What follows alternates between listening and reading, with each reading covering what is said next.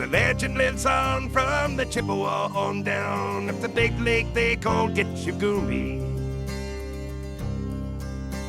The lake, it is said, never gives up her dead when the skies of November turn gloomy.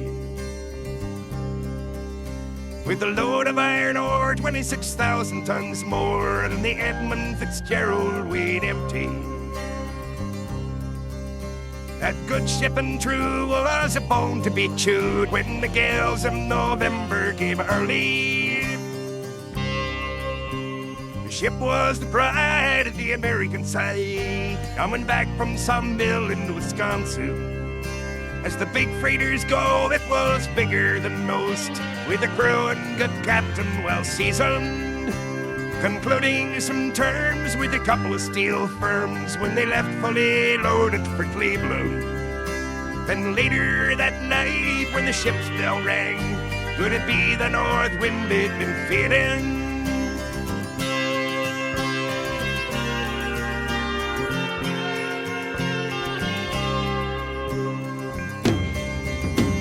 The wind in the wires made a tattletale sound, and the wave broke over the railing. And every man knew, as the captain did too, 'twas the witch of November come stealing. The dawn came late and the breakfast had to wait when the gales of November came slashing. When afternoon came, it was freezing rain in the face of a hurricane west wind.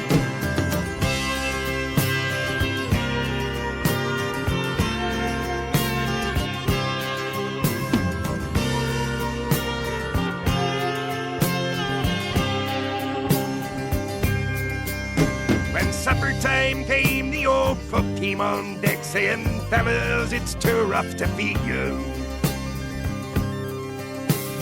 7 p.m. a main hatchway caved in. He said, "Fellas, it's been good to know ya." The captain wired in, he had water coming in, and the good ship and crew was in peril. And later that night, when his lights went out of sight, came the wreck of the Edmund Fitzgerald.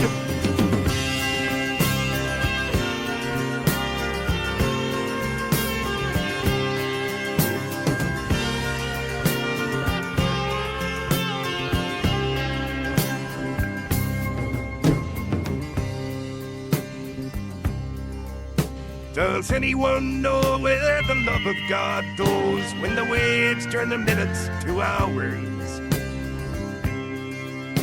The searchers all say they'd have made Whitefish Bay if they put 15 more miles behind her. They might have split up or they might have capsized. They may have broke deep and took water. And all that remains is the faces and the names of the wives and the sons and the daughters.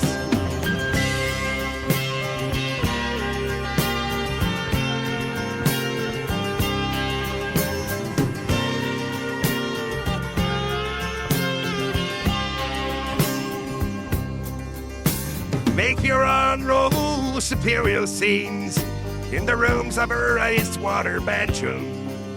Old Michigan steams like a young man's dreams. The islands and bays are for sportsmen.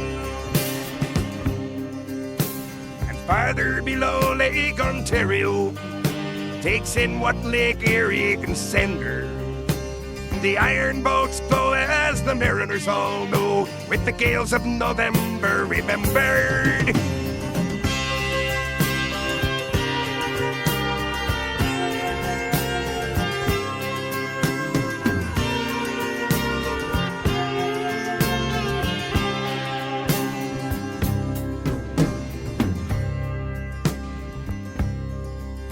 In a musty old hall in Detroit, they prayed in the Maritime Sailors' Cathedral.